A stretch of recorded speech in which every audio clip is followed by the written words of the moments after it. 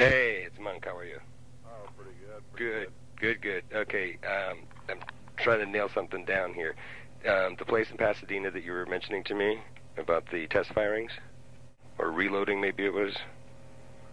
Oh, at Greens. Okay, now was that on Arroyo Seco, I believe? Yeah. Okay, bada bing. That's confirmation, because that's exactly what Holt says he was doing in Pasadena at Arroyo Seco. Yeah, right next to Greens was a smaller gun store. Okay. And back in the 60s, you could buy the Thompson submachine gun that was a deactivated war trophy. The barrel had a lead block in it. Mm-hmm. That's when the laws were real lax. So you'd buy the Thompson submachine gun, go next door, buy a new barrel, mm-hmm. and take it home and exchange barrels. Now you had a fully active machine gun.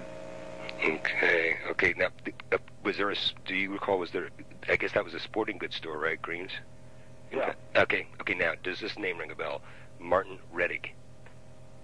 I've heard that somewhere. Martin Rettig, okay, because according to Holt, that is the man that imported the Carcano that Oswald used, and that this Greens apparently had, tons of Carcanos that are all over the place there.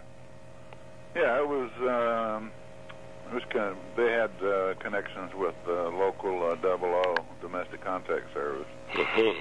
Okay. Good.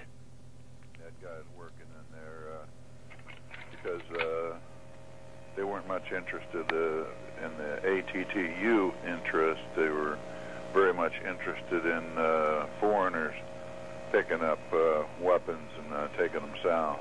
Mm-hmm. South to Mexico, yeah. Anti-Castro types, anti-Batista types, the whole thing. Mm-hmm. And one of the guys that picked up a lot of weapons there was Guy Gabaldon, mm-hmm.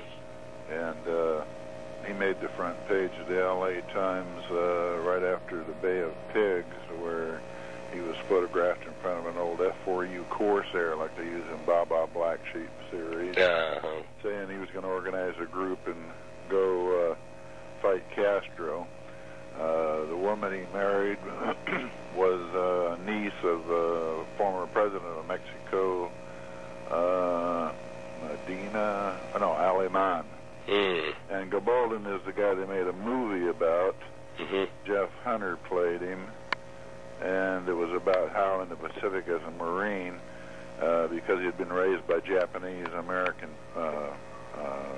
foster parents, Niseis, he spoke perfect Japanese, and he caused a lot of Japanese to come out of the caves and surrender, so they made a movie about him in the 50s. Yeah. But he went into Mexico and started operating there almost immediately there in 61. And working close with the company and with Mexican military and civil officials. Mm-hmm. And had a house down there in Baja, south of Tijuana. Mm-hmm. Did you, by the way, did your son help you figure out how to get the attachments downloaded? Downloaded? He's going to bring Windows 98, going to bring it up from 95 to 98, and then cool. Go ahead and get online with AOL, get on the horn with them and find out what the hell the problem is. Gotcha, okay. As soon as it's up, I'll send you the document that I had read to you before, written. It's an internal FBI memo that specifically states that Belmont had given an order to, but the guy who wrote the memo, I had not heard of this guy's name, Jevons, Rice Jevons, to Mr. Conrad, which is one of the top guys, and it's the one that says my memorandum of 11/23/63 set out additional information relating to the sale and distribution of the Western manufactured 6.5 millimeter ammunition used in the assassination. Yeah. And that particular document. Let me raise my volume here just a second. Okay. Go ahead. Okay. That memorandum memorandum was written in response to Mr. Belmont's instructions that every effort be made to trace the ammunition on the possibility that some of it may be traced into Oswald's hands. Now, just that first paragraph is bad, and not bad enough, but I mean that the memorandum was 11/23/63, the day after they were trying to trace the ammunition. Now, here's when I send this to you, you can look at the time signature that I'm looking at, and it almost appears as though there was a generation of interest in getting that to Oswald or near Oswald that predated the assassination. Okay, it goes on to say that the Springfield office has advised that they have obtained, I think I already read all this to you. You want me to continue anyway? Yeah, go ahead. Okay, has advised that they have obtained through contact at the Western Cartridge Corporation, East Alton, Illinois, copies of that corporation's records relating to the manufacture of this ammunition. Western manufactured 4 million rounds of this ammunition for the United States Marine Corps during 1954. Attached is a 2-page copy of the records of Western relating to the complete manufacture of this order of ammunition, which is authorized under government contract DA 23196 ORD 27. That was for the Guatemala operation in 54. Okay. Then the next paragraph says, the interesting thing about this order is that it is for ammunition which is not fit and cannot be fired in any of the United States Marine Corps weapons. This gives rise to the obvious speculation that it is a contract for ammunition placed by CIA with Western under a United States Marine Corps cover for concealment purposes. Right. This information is being furnished Division 5 and 6 for whatever further investigative activity is deemed warranted.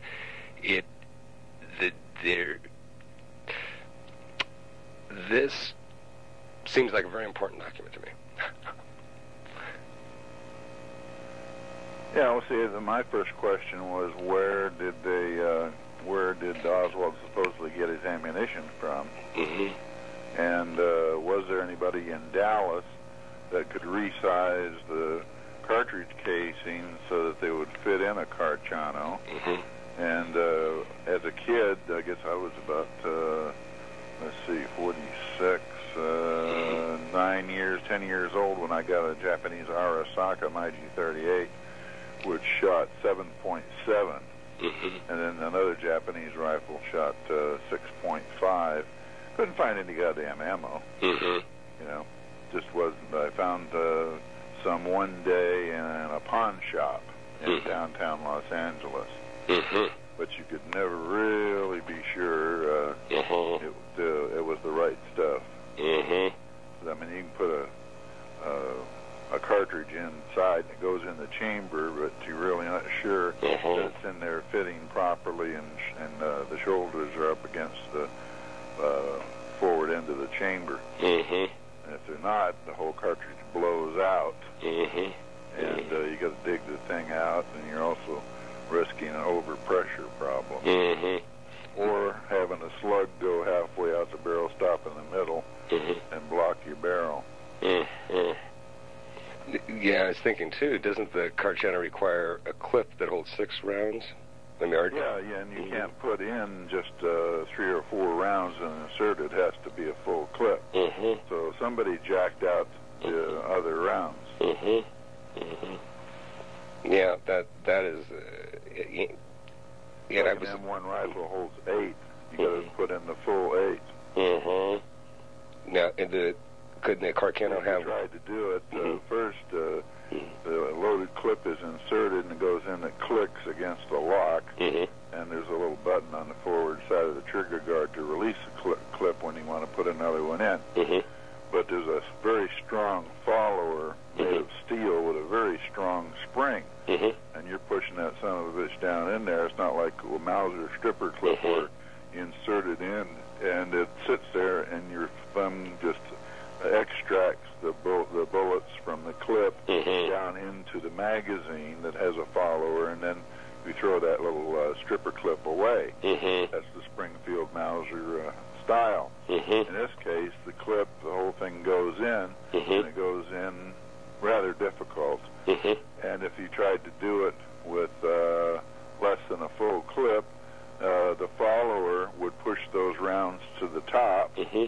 and you couldn't get the clip to go in and lock. Weisberg had mm-hmm. one of those, but he didn't have a clip or ammunition for it out at his house in Maryland. I was going to demonstrate that to him. Mm-hmm. Mm-hmm. Nick, could you also, well, you could put another round in the chamber or not? You could. No. Not in the Mannlicher. The bolt with a full clip, when it goes forward, it strips off the number 1 of 6 rounds. Okay. So you could hand feed one in, mm-hmm. but then you've got a problem that the what's called the extractor, mm-hmm. it has to clip over the brass cartridge case, mm-hmm. and it may not do that. Uh-huh. So now you have a bolt that deforms and is not gripping. Uh-huh. So you have rimmed ammo, semi-rim, fully rimmed, semi-rimmed, mm-hmm. no rimmed ammo, mm-hmm. and people got to know that kind of shit. Uh-huh.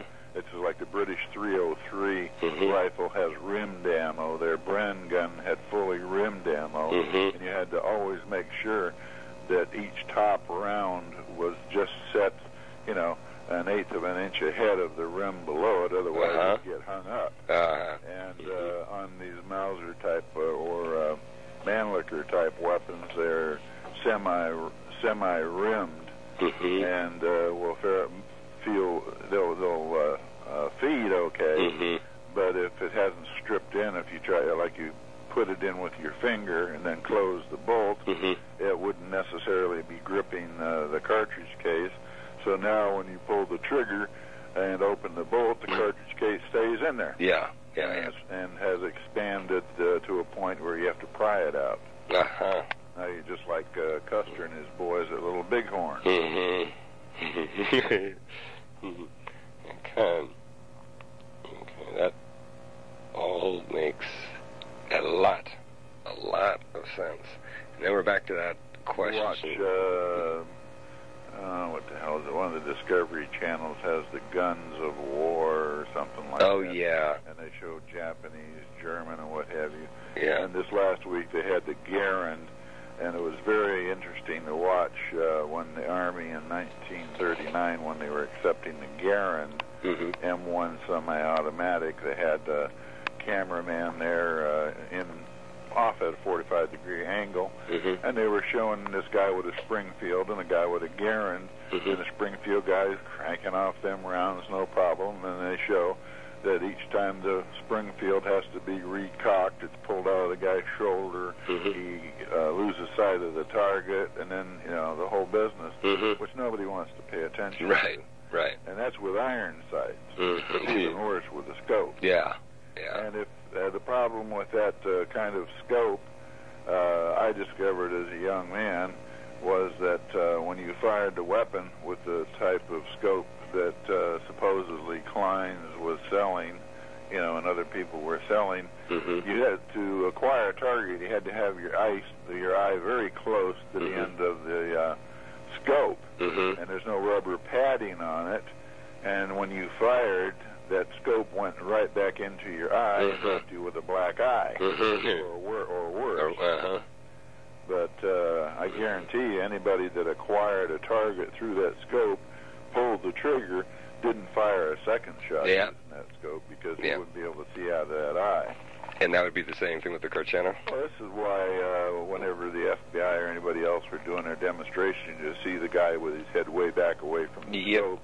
And the tripod. You can absolutely see nothing, mm-hmm. And the guy's faking it. Mm-hmm. Mm-hmm. And, of course, their excuse is the typical Posner type excuses. Well, he might have just ignored the scope and used the iron sights. Yeah.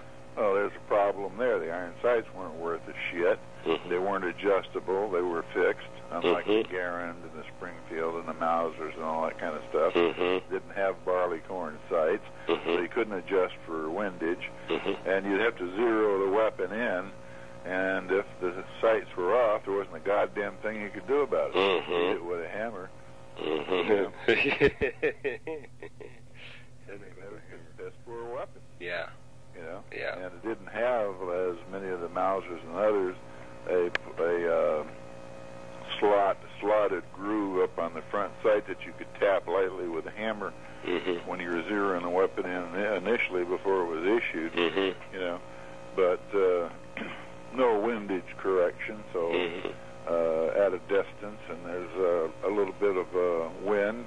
You're screwed. It's going to throw your round off. Yeah. You strike off. Yeah. And there's a formula for that. For each mile of hour per wind per 100 yards, and how many clicks you got to click it and all that shit. But you couldn't even adjust the iron sights on the Carcano. Of course not. Right.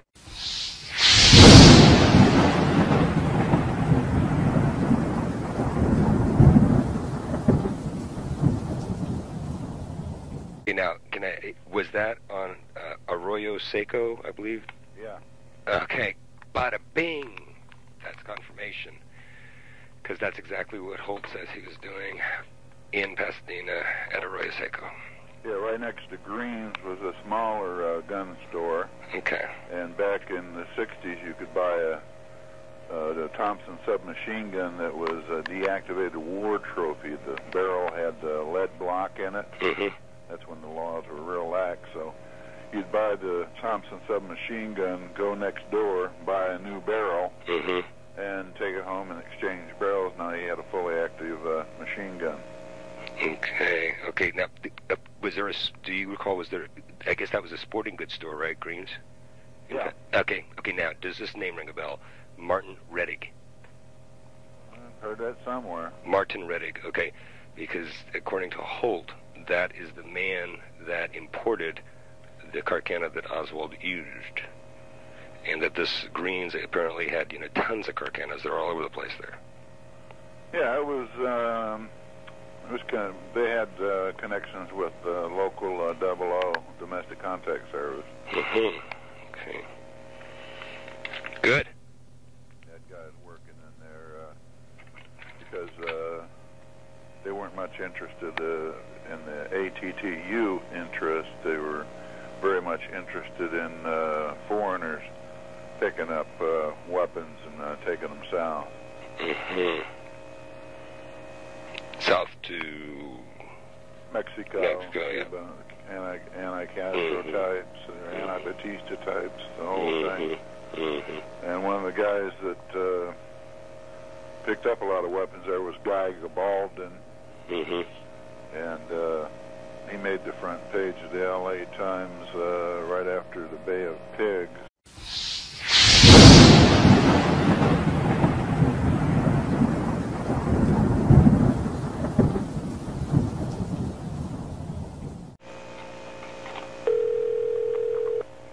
Hello. Hey, it's Monk. How are you?